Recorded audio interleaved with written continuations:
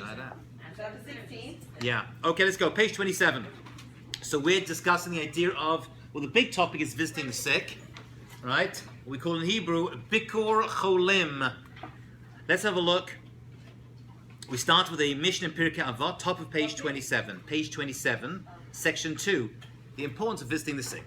So let's have a look at the Mishnah. And Rabbi Elazar ben Azariah says, Im ein Torah ein derech eretz, im ein derech eretz ein Torah.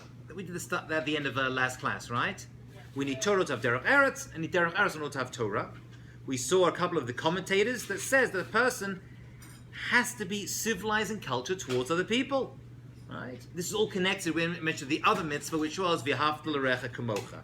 Okay? So part of having Torah is to care and to have, as we said last class, common sense and respect towards other people. Jump to the bottom of the page, if you will, and let's look at a story from the Talmud, from the Gemara. And this is a story about someone called Rabbi Chalbo. Rabbi Chalbo got sick. Rav Chalbo chalash v'nafak. Rabbi Chalbo fell sick. Rav Kahana Achriz, Rabbi Kahana, another rabbi contemporary of his, went around and started announcing to everyone, Rav Chalbo, Vaish, Rabbi Chalbo is sick. Rabbi Chalbo is sick. However, Loi ikadakaati, no one came to visit him. So Rav Chalbo got sick. Rabbi Kahana said, well, let's inform people about this. Why people have to be informed that he was sick, we're going to find out. And off he goes and starts announcing it to other people. I didn't have, Facebook or text or email in those days. Literally had to walk through the streets shouting it out, saying he's sick, he's sick. But no one listened, and no one went to visit him. Rav Kahana got upset and said, you know what? We've got to learn an important lesson. Bottom of page 27, please. Amalahu. Lo kachaya maseh b'talmud echad b'talmudei Rabbi Akiva. Don't we know, everybody, which, assuming that people didn't know, the following important incident that happened regarding Rabbi Akiva. And Rabbi Akiva had a student who became very, very sick. Okay? And Rabbi Akiva went to visit him. However, the other sages did not go and visit him. But Rabbi Akiva did. So everyone ignored this student. Rabbi Akiva didn't ignore and went. All the other sages of the day didn't go. And because of that, when Rabbi Akiva was there, swept and mopped the room, says the Gemara, the patient lived. So Rabbi Akiva went to visit the student. The other rabbis didn't. While he was there, he mopped the floor, right? He's like the great Rabbi Akiva. He goes on his hands and knees, right? And he gets out a brush and he starts to scrub and clean the floor. The student, the sick one, turns around to him and says, Rebbe, Hichiatani, you saved my life. Now, that could be metaphorical. It's like, oh, you saved my life. Or it could be, you literally saved my life. Had you not come to visit me, I would be dead by now. Rabbi Akiva took it literally. And he went out, Yatsa Rabbi Akiva, Darish, and learnt out, Kol mi she'eino mevaker cholim, whoever doesn't go out to visit those who are sick, Ki'ilu, it's as though, important caveat, it's as though shoifech domim, they are spilling blood. What is this story all about? What is the Talmud telling us right now about this incident of Rabbi Akiva, which Rabbi Chalbo is now telling over to other people? Yes, Caleb Mogul. I think it's a little bit equivalent to when you say that like a bystander of a crime is just as guilty. Oh, very, very good. A bystander who watches, right? Al tamod al dam re'echa. A bystander who watches other people get hurt or injured, takes and doesn't do anything when they could do something, takes on a little bit of culpability for the crime, for the death of that individual. That seems to be very, very true. Rabbi Akiva seems to be saying something very good. He seems to be saying something very, very similar to that. He seems to be saying, you had the chance to visit him, and you didn't go and visit him. And because of that, it's like you killed someone. as though you didn't actually kill him because you weren't actively doing anything, but you could have saved him. And he learned that out from a life experience because there was someone who got very, very, very sick, and no one went to visit him. Came along Rabbi Akiva and he went to visit him. No one else did. He said, "You've saved my life." We're going to see from the commentators that this simple mitzvah. Now remember, the topic this entire semester: Bein Adam leChaveiro. Yeah, mitzvah between us and each other. We're going to see that this simple mitzvah of visiting someone, how you do it, we're going to see. Why we do it, we're going to see. But what one of the consequences is that you actually bring life to the person, right? Which is why it's such an important mitzvah. Now remember, we started this topic by describing Rabbi Akiva, Avraham Avinu, who got sick, and who came to visit him? Hashem. Whatever that means, but Hashem came to visit him. So we're dealing with something very, very big over here, and very, very important. Says the Maharal on this piece of Gemara, even if there are other people who actually have someone to take care of him, we're like, well, that person doesn't need to be visited because they got plenty of people taking care of them. Says the Maharal, it could be that your visitation, your involvement in this person's life actually could be the saving factor. So don't think, you know what this is about? Well, he needs help. Someone's got to take care of him. But if there's people taking care of him, then he doesn't need me. That's not totally true. The Maharal is saying that even if a person has someone to take care of them, your visit could make the difference between life and death. That may not be a physical uplifting, but even an emotional, psychological uplifting as well, which, by the way, the Torah takes very seriously. Physical repercussions are important, but so are psychological ones. Right? Judaism holds psychological benefit from certain mitzvot, very important. He didn't go and visit, and therefore, Rabbi Maharal saying, Rabbi Akiva got very upset. And that's why Rav Kahana got so upset for his good friend, Rabbi Chalbo. Okay, jump to the bottom of page 29. One quick story, by the way. One quick story. Well, before we tell the story, a personal story, let's do the next piece, because this is actually the halachot of visiting the sick. Bottom page 29. Basically, there's 4 parts when it comes to visiting the sick. And by the way, it doesn't have to be very, very sick, right? It could be enough just to, be in bed, right? Just not feel well.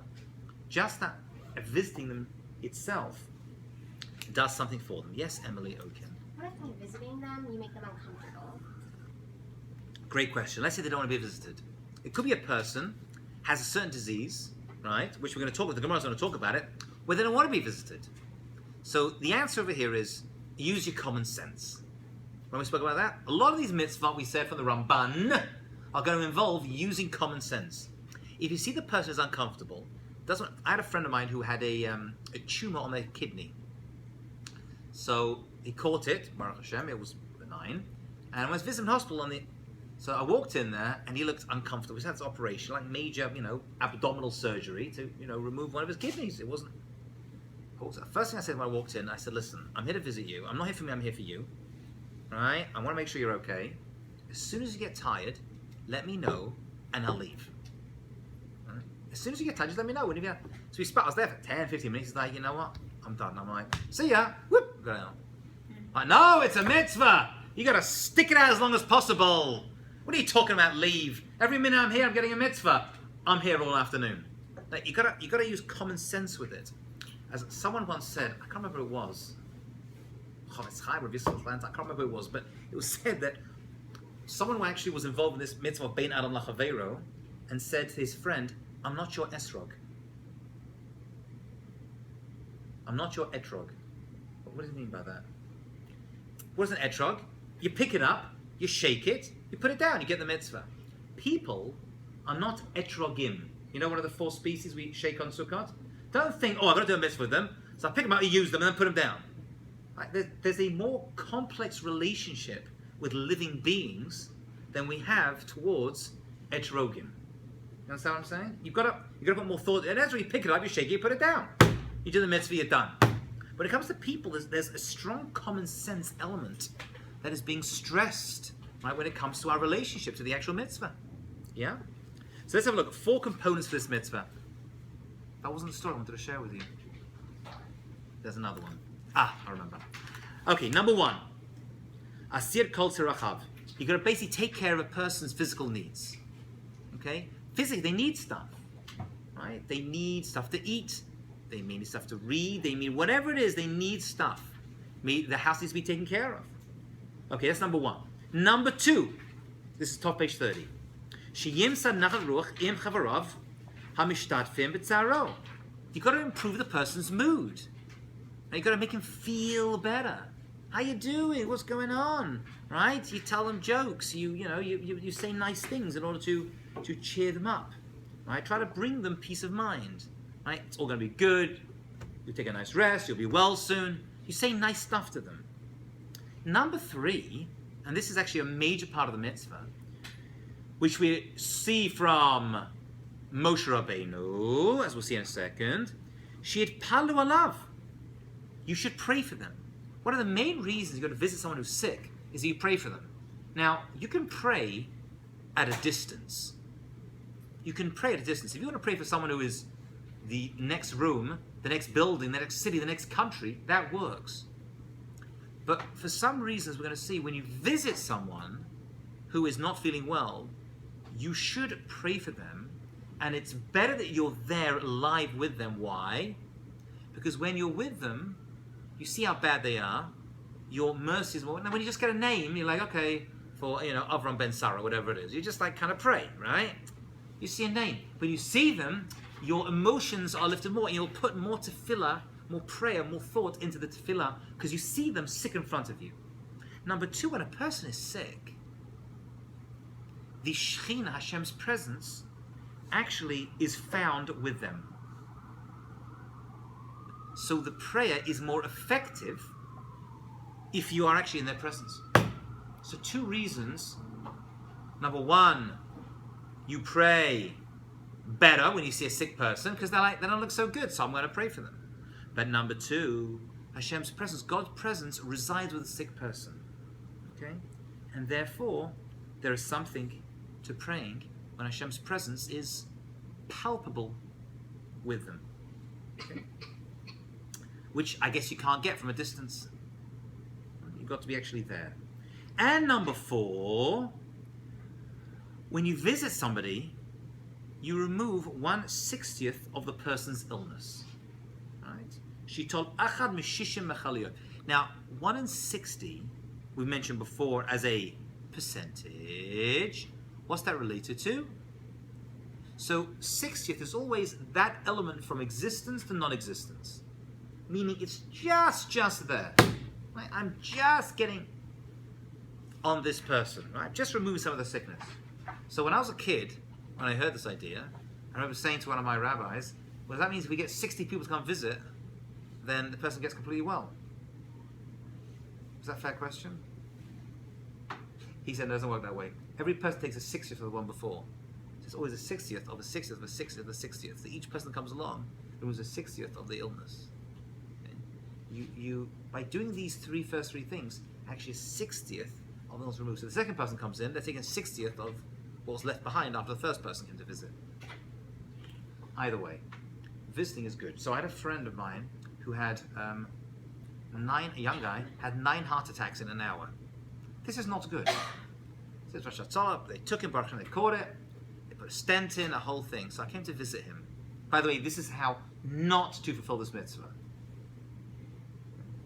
I learned from my mistake how not to fulfill the mitzvah. So he was in hospital, so I said to myself, I'll go visit him. It was in Queens. And I said, he's probably bored lying in bed. Right, this is, before everyone could just immerse themselves in their cell phones. So I bought him a book, like a Jewish book. And I brought it to him. So I gave it to him. He was lying there, like tubes and everything. I said, hey, I bought you a book to read.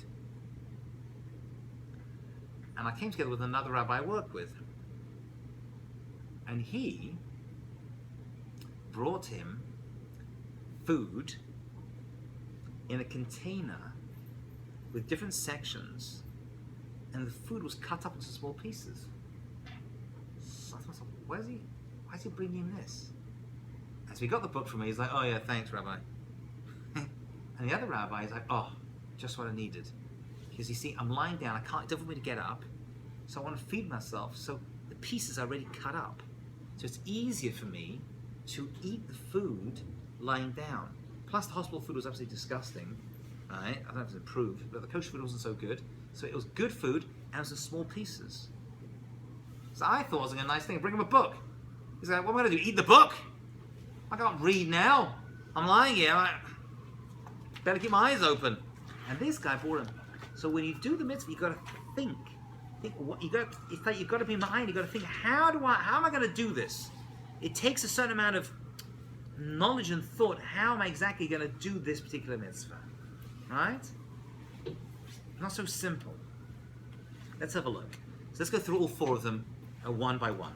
So number one, Rabbi Akiva and his students swept the floor of the sick person. Right? Rabbi Akiva didn't say, "Oh, I'm too big. I'm the leading rabbi. I can't sweep floors." He's like, no, he got a broom and he swept the floor. Okay? Obviously, it was disgusting and it was dirty. There's dust flying everywhere. He's like, I'll sweep the floor for him. No problem. But this idea of great people serving others is not unique to Rabbi Akiva.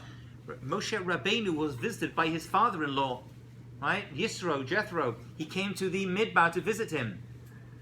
Right after, he went to greet him, then Aaron, his brother, went to greet him, then the rest of the Jewish people went to greet him. Everyone went to greet Yisro when he came to visit him in the camp. Right afterwards, it says they had a meal and Moshe Rabbeinu's name is missing. So the commentators say, why is that important? Why is his name missing from this discussion? And the answer is say, because Moshe Rabbeinu was doing the serving. The great Moshe Rabbeinu, the leader of the Jewish people, the greatest prophet, who just received the Torah, yeah, right after Matan Torah, by the way, he's like, no, I've got to serve food to the people, to my guests. It's a mitzvah. So this idea of great people doing supposedly trivial tasks or trivial jobs is not so unusual. Okay? And that's what the Ramban says. The Ramban says, we learn from here, by the account of Rabbi Akiva, page 30 halfway down, please look inside. A person will visit the sick in order to do these kind of good things for them, honor them, and take care of their physical needs. Okay? So, says the Shulchan Aruch, there's a number of things you can do. You can call a doctor, obtain medicine, shop, clean for them, bring them food. If you've got a friend here at Stern who's sick in bed, right, which happens like every day, because every class is always someone who's sick, right? Because everyone lives together, so all the illnesses are being passed one to the other, which is, delicious. As soon as one person gets sick, it gets passed swiftly through there's always someone who's sick in bed. So I always get like sometimes, they're sick in bed. But I'm saying, you're a Stern, go visit them. Right? Maybe not. If they want, you can text them. Can I come visit you? I want to see how you're doing. Can I get you something? Bring something from the calf? Sounds very simple. But can I do that? Anybody? Oh no, thanks. I'm all right. All right, fine, no problem. Can I come visit you? See how you're doing? Cheer you up. I've got a story to tell you. Something in class. I've got a great joke. I've got a great dance move I just perfected. Whatever it is. Can I come do that for you? Like, absolutely. It'll be very nice of you. There, 5-10 minutes. You go. That's it. You've done it. You did it. That's what you got to do. And that's why improving the person's mood, page 31 at the top. We hear from here that we visit in order to improve the person's mood, give them peace of mind, and give them friendly company. Right? I mean, what are friends for? Right? You're only friends when you're like, everyone's well and happy to go out. Yeah, let's go hang out. Like, no, you actually have friends and when you're like, not feeling so well. This is a mitzvah d'oraisa. Says the Maharal, if you visit a sick person, you improve their mood, you give them peace of mind. It's actually interesting. The Gemara tells a following fascinating story. The Gemara in Tanit says there were two people. Actually, no. It says that who was it? Oh, one of the rabbis was walking through the marketplace, and he saw Elijah the prophet, Eliyahu Navi. He had a visitation, and he said, "Oh, I have a question for you." He gets the Elijah the prophet. He asks a good question. He's like, "Who here is a Ben Olam Haba? Who's going to go to heaven? Who's getting this whole Jewish thing right?" So Eliyahu Navi pointed to two guys in the market. So those two guys, they're getting it right. So this rabbi wants to go and see what these two people were up to. So he walks over to them and says, "What do you guys do for a living? Are you lawyers?" Unlikely. Right? Are you doctors? What do you do? He goes, "We're comedians." We're comedians. The Gemara says. What does it mean you're comedians? Because we tell jokes for a living. We see people who are sick, who are not feeling well. This is the Gemara in Tanit. People not feeling well, we walk over, we tell them jokes, we cheer them up, they throw us a coin, right? That's how we make a living. And that's what we do for a living. And Rabbi Eliyahu Navi will say, Elijah the prophet was saying, they're getting this whole Jewish thing right. Isn't that crazy? Who is the Ben Olam? Who goes to the heaven? Who's getting this whole thing right? The two comedians who cheer up people who aren't feeling so well or feeling... And by the way, I should mention that psychological illness is considered on par, or even greater, than physical illness. We in Judaism put a lot onto psychological problems and give that full credit. Oh, physically they're okay. Mental problems, a person's depressed, they're upset about something. Whatever it is, even if it's not like clinical depression, they're having a bad, they're upset. That is also considered visiting the sick. I hasten to add. It doesn't mean they have to like be missing a limb, right? Or like, coughing up, who knows what, in order for them to qualify for this. We consider psychological illness, a problem, upset, depressed about something, on par with physical. Okay? And by the way, I'll even prove this to you through an interesting halacha. Let's say a person, we'll do the laws of charity later on, tzedakah. We'll see different levels of tzedakah later on the semester. But if a person loses their money, it's a mitzvah to help to fund and give them charity to bring them back. If they were rich and they were used to certain things, you should bring them back to that level or as close as you can. Yeah? So a person loses their money. They have money to eat. She's like, fine, lose their money, give them something to eat. She's like, yeah, but let's say they were very rich before and they drove a nice car. You should try to donate money, they can drive a nice car again. You should try to take that. In other words, before they were eating like good food. Now they have no money for food. You shouldn't just give them like, here, take half a bagel, right? And like, a knob of butter. And no, you should try to lift them up to where they were before. But why? Poor people have that and they're fine. What's the big deal? And the answer is because not only are you taking care of them physically, there's an emotional care you have to take for people as well. That's the halacha. There's an emotional care you have to give to people as well. And psychologically, they need to be uplifted as well. So they were brought down physically and financially, but also economically and psychologically, they have to be picked up as well. Yeah.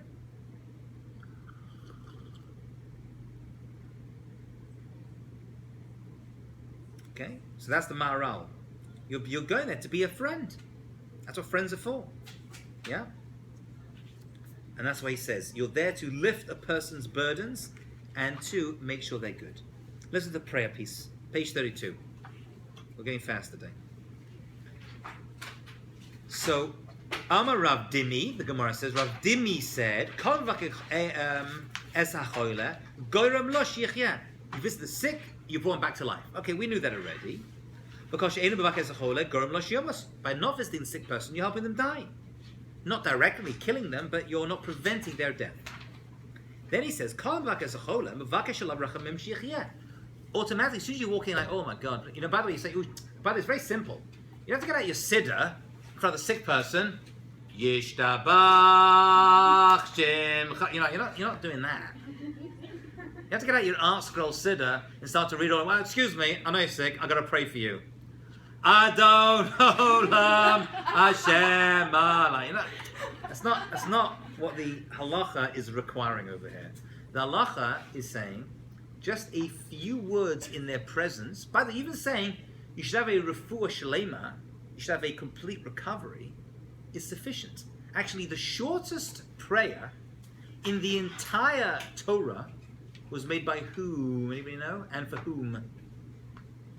The shortest prayer, tefillah, in the entire Torah was made by Moshe Rabbeinu for his sister Miriam. Miriam contracted Sarat. She spoke Lashon Hara. She got sick, and Moshe Rabbeinu prayed for her. Now he kept the prayer short, so people would say, "Oh, when he prays for his sister, he prays long." Right? So he kept a short prayer. Right? Kel Narufan, please God heal her. Right? That's a prayer. Right? It's not a quantity thing; it's a quality thing. By just saying, "Oh, I wish you better. Have refuah shalema." By the way, I try to do that as well. If someone's got like a cold, I'm like, "Have refuah shalema." That's considered a prayer. That itself is a tefillah. That gets the job done, right? Just because it's not based upon length, you don't have to start getting out your, your weekly art scroll and start to recite off every prayer that's written in there. Short prayers do it. Okay? So you ask for mercy. Because if you don't visit the person, you're not really praying for them on their behalf. That's not true. We always pray for people we don't know. We get a name, but you're not really praying for them. You say the name and they bet. Does it help? Maybe, yeah. Maybe no, I don't know. But if you're there in front of them and you're live with them, then you're aroused to pray more. That's what the Ramban says. That's the next piece. Okay. Therefore, if a person visits the sick, a side point. Here's a good motivator for this. There's another story in the Torah of Avram Avinu, whose wife Sarah was kidnapped. Okay? She was kidnapped.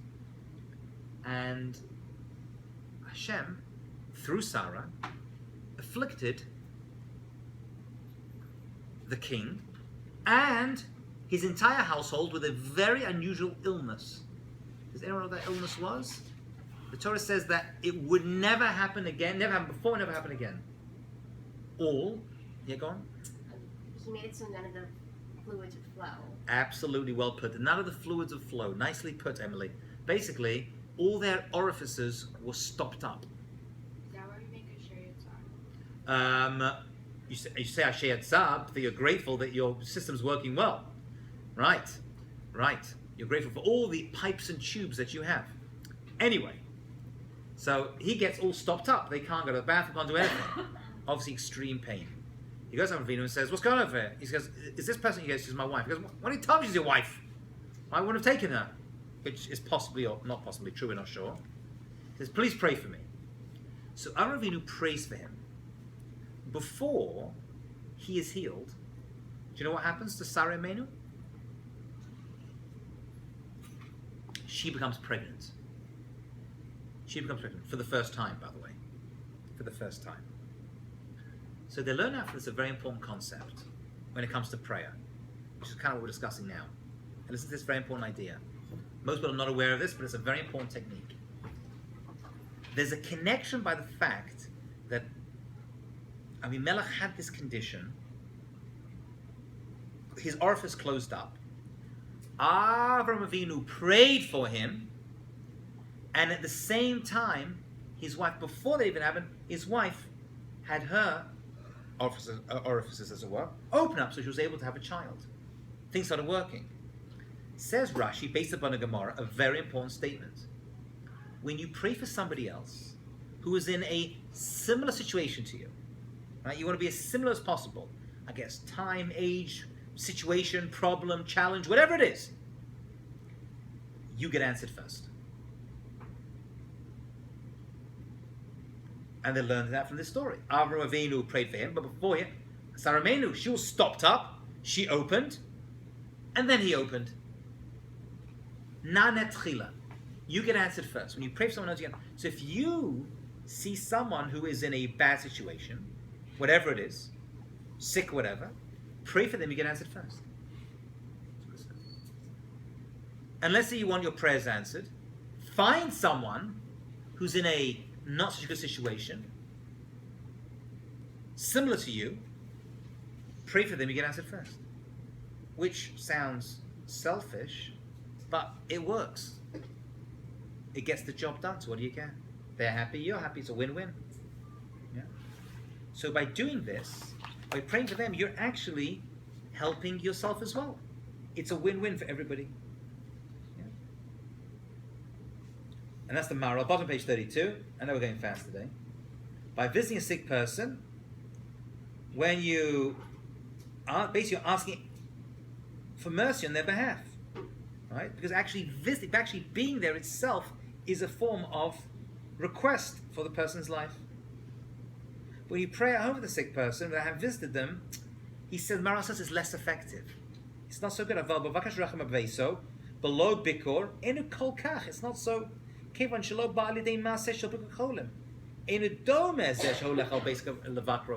compare a person praying in their own house for somebody else and actually being in their presence and praying for them. Right? You can't compare it. It's a small thing, yeah?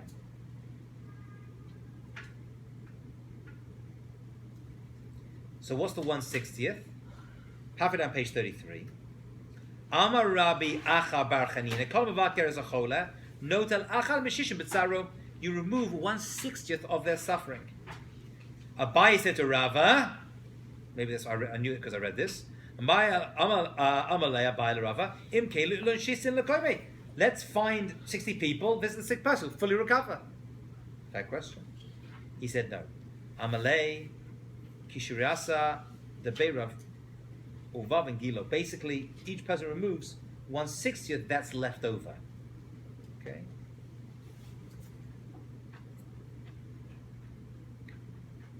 Whatever's left over, they'll take from them.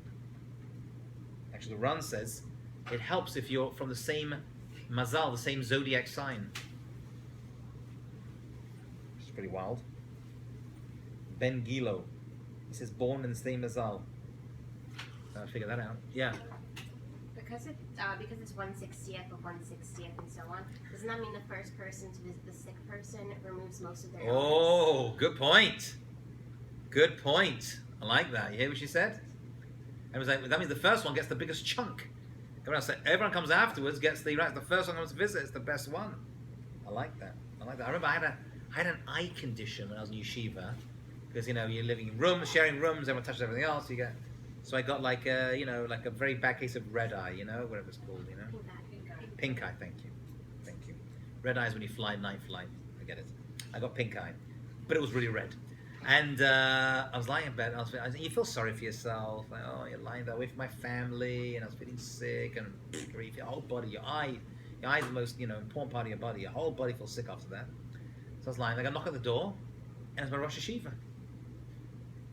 Head of the yeshiva goes to visit me. Imagine that. I was like, oh my god, it never comes to the rooms. The elderly rabbi, long white beard, the whole thing had been knocking on the door. Barakowski opens the door, so he sees me there. He's like, oh, what's wrong? He took a chair, sat down next to me, and schmoozed me for 10 minutes. Telling me stories, what I missed in class, I tell you, I must admit, I remember, I was like, wow, I couldn't believe it. I felt so good, I felt really, really good. That's what the Maharal says. He says, sick person is basically separated from other people, because they're sick. They're not out, they're by themselves. Right? Reality as a whole is functioning as it should, but this person is now removed from reality. What's happened? Everyone's involved in life, and this person has been removed from the klal. When a healthy person visits the sick person, you connect with them, you're restoring them to humanity. Right? So basically you're bringing them back to life, because you're bringing them back to people who are alive and well. That's really what's going on. Yeah. That's really what's going on.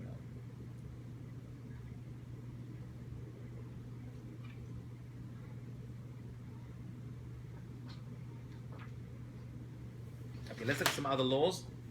Page 35. Let's look at some more details of this law. Okay? So, like Emily mentioned at the beginning of class, if a person is suffering from a disease that's unpleasant, then don't go visit them. Let's say, for example, the Gemara says a person has certain intestinal disorder. Right? Their intestines are not so good. So they're rushing around and then if it's going to embarrass them, you don't go.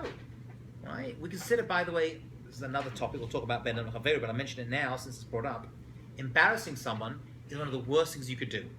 The Gemara says better to throw yourself into a fiery furnace, and there's actually stories of people that did, rather than embarrass someone else. That's the only way they could get out of a situation by not embarrassing someone. Embarrassing someone is like the worst thing. By the way, when it comes to kids especially, embarrassing children, right, is one of the worst things you can do when it comes to chinuch.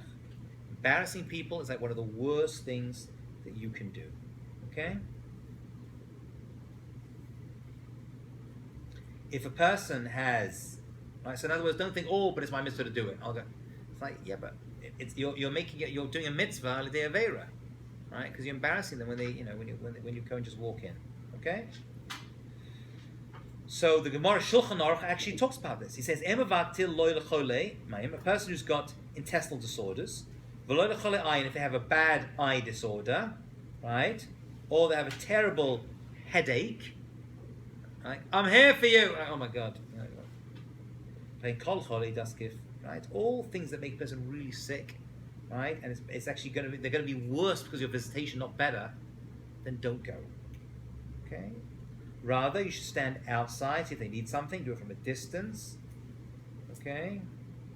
Ask them if you can come in, if they want to schmooze a little bit, and pray for them. What's the best time of day to visit a sick person? What's the best time of day? Page 36. So the Rambam actually learns in Hilchot Avelut, interesting enough, you shouldn't visit a sick person the first 3 hours of the day or the last 3 hours of the day. When do you feel worse when you're sick? First thing in the morning, right? You just wake up like, oh my God. Right, so it's the first 3 hours of the day, right? And the last 3 hours of the day, and nighttime, that's when I start to get weak and sick, yeah? It's also not a time to go visit people.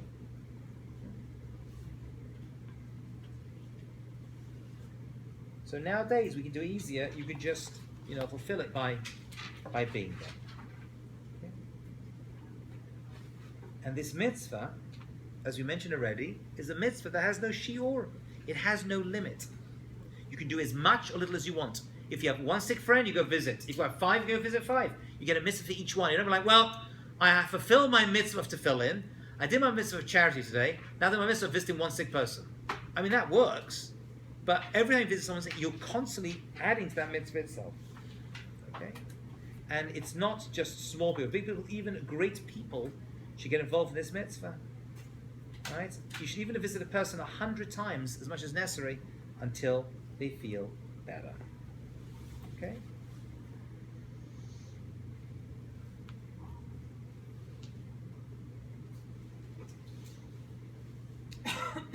There's actually a halacha which we don't actually do nowadays, I don't think. I don't know why. But the Gemara says that Hashem's presence is found above the head of a sick person.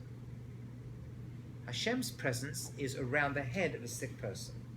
Okay? And they base it upon a verse from Tehillim, chapter 41, verse 4. Right? Shnemar, Hashem Yisadenu al Aras Davi.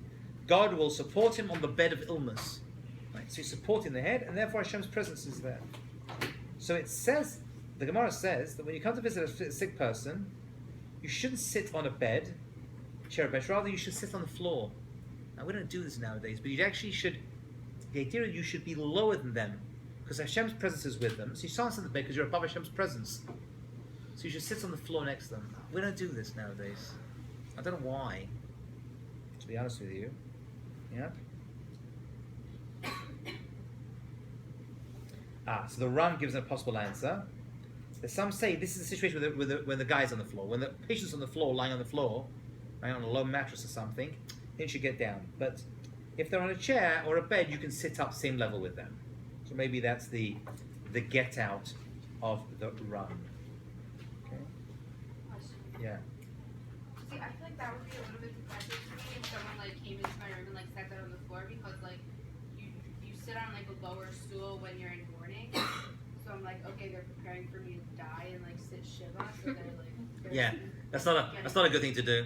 It's like those old movies, like someone's about to do something, and the caretaker comes and starts measuring them for coffin size. Yeah, you don't want to. You want to be more sensitive about that. Okay, fine. Yeah, I don't think the idea is that you're there for that reason. You just want to be lower than their head, but it definitely should look like you're mourning them while they're still alive. You're absolutely right, Rebecca. Okay. And actually, one of the reasons you go visit sick people, and even people on their deathbed, chas v'shalom lo aleinu, right? Although it happens to all of us eventually, is that you should guide them towards spiritual growth. And you should urge them to do, a mitzvah as well. Yeah, that's the Shulchan Aruch. Right? You tell a patient, did you make sure your financial affairs are in order? Is your money ready? Right? And but however, you should be very, very careful. He says, the Ali fached mipnei zeh mehamus. Right? Try to do it in a way that he's not scared he's going to die. Right? You can't be like, oh, not looking good. You hear stories of doctors that do that sometimes. Yeah, no chance. You can't say that, even if there is no chance. Yeah, you've got to always say there's a chance. Right? You do tshuva. Doctors are good. Hashem will take care of you. Right? You should be optimistic, not walk in like, oh my goodness, you look terrible. Like you can't, I mean, they may look terrible. Like they have like, look green like an esrog. It's not going to help. Okay. Okay. Page 39. And we shall finish the topic. Nice. The reward. So visiting the sick brings great reward to the visitor, not just the visitee. Okay? The one who's doing the visiting. What is the reward? So the Gemara says there's 4 things the person is rewarded for. Number 1, Hashem protects you from the evil inclination. Number 2, God will protect you from suffering. Right? Because you're visiting. Number 3, a person will be honored by others for doing this, even if people don't even know you did it. And number 4, you will have acquaintances that are true friends. So those are the 4 things. Hashem yishmerehu miyetzara v'yichir min asurim, right? She'akol mechabdim bo, right? She'izdamnu loreim. You have lots of good friends. Says the Chavetz Chaim, this makes sense because it's all midah keneged midah. Why? These rewards we just mentioned. Person who visits a sick person tends to his physical, spiritual needs. He tends for the person's body, he says. So number 1, because he improved the person's spiritual well-being, Hashem says, don't worry, I'll take care of your spiritual well-being. I'll help you fight your Yetzer Hara. That's number 1. Right? Number 2, because you looked after the person's physical needs, make sure they had what they had to eat, and sweep the floor, and take care of the bed, and buy them stuff. So Hashem will reward you by making sure you don't suffer. Midah keneged midah. And number 3, because you may compromise your status of honor by visiting a lesser person, right? Like where you're going to the hospital and you're shop around and you go up there, right? It's not so, honorable visiting sick people, seeing that. Hashem says, don't worry, I'll make sure you get honored. So Hashem set up the system whereby what you do for others, you're going to get as well. So you get rewarded commensurate to it. Hashem rewards you. God is going to reward you for doing all these things, measure for measure, midah keneged midah. And this concept, midah keneged midah, is going to come up again and again and again, right through all the laws of Kibbud Bein Adam L'Chaveiro. Right? What you do for Hashem, so you take care of my creatures, I'll take care of you. Right? That's the theory that goes with it. Okay? And friends, because friends want to have friends that do good things. Hashem says, I'm going to bring you good friends as well. A bunch of years ago, one of my friend's wife had to have a brain surgery to remove a benign tumor that was behind her eye. Thank God she completely recovered, and actually was my daughter's teacher after this. And it was Rosh Hashanah. And I happened to be in the city that Rosh Hashanah. So me and my wife schlepped down to NYU over here.